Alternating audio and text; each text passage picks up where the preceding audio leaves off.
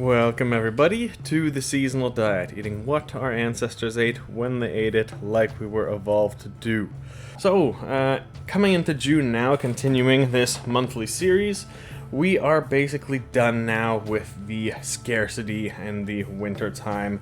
Most of the northern hemisphere were in the summer basically here, so things would have started to get a whole lot easier for our ancestors for the next stage of the year. Of course, it depends on exactly where you're from, to what degree.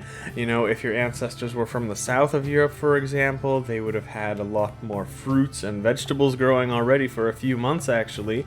But even in the cold northern mountains, where things start to grow a little bit later in the year, by the time we get to June, there is at least a good amount of foods growing wild. So the winter barren season is definitely over. And there are, a few general rules that our ancestors would have had no matter where you are. These are rules that would remain true to everywhere. First thing, we have pretty much finished with the season of preserved foods, okay? So any foods preserved by your ancestors in the pantry for their winter stores, that would be eaten up by now, that would be gone. So things like the grains, the pickled vegetables, the jams, the jellies, the salted or dried meats, all those kinds of preserved things would be pretty much out of the human diet until the winter, when people would start to need those things again. So a lot more fresh foods at this time of year. One exception might be some dried fruits, if you like that, especially in the Mediterranean region. They have a long tradition of sun-drying fruits at this time of year, so those could definitely be eaten throughout the summer. Also, certain grains. In certain places, grains actually have two seasons. They are harvested typically in the fall, but some places they can also be harvested in the late spring, early summer too. So just be aware that in some places, your ancestral diet may have included some oats or some wheat or some rye or those types of things. Another thing that is growing in a plentiful season right now is the fresh herbs and also the leafy greens. Things that I've done videos on in the past month or two, like chives, mint, thyme, parsley, even celery, things like that. But those are just a few that have been around for a couple months. But now, as we're getting to the solstice, most wild herbs will be in good season coming up. And you can harvest them to eat fresh, and you can also harvest them and dry them and preserve them for later on in the year, as humans would have done. Also sprouting in the early summer is the first harvested vegetables, but these are like the smaller things like the leafy greens, the spinach, the kale, collard greens, arugula, things like that. And as I spoke about in my video last month on the May seasonal diet tips video, this is the case, so plenty of salads at this time of year is great, but it's not quite time for the more hardy vegetables because those are typically harvested in the fall. Also at this time of year, we're starting to get into the earliest fruits that are going to be able to grow and be harvested. The smaller berries especially, like the raspberries, blackberries, the smaller wild strawberries even, those kinds of things are growing in most places by now, even far north in Europe. Also rhubarb, if you like it, I really enjoy that one too. But if your ancestors are a little bit closer to the Mediterranean and the warmer regions, even now at this time of year in June, you would be getting some of the great tree fruits like the apples, apricots, peaches, plums, those types of things. But if you're from the north of Europe, those tree fruits typically don't start to grow for another month or two. So either way, official fruit season has started now, and it's going to be increasing the frequency and the volume of the fruit you would be getting in your diet, according to the ancestral tradition. So how about the protein? Always important.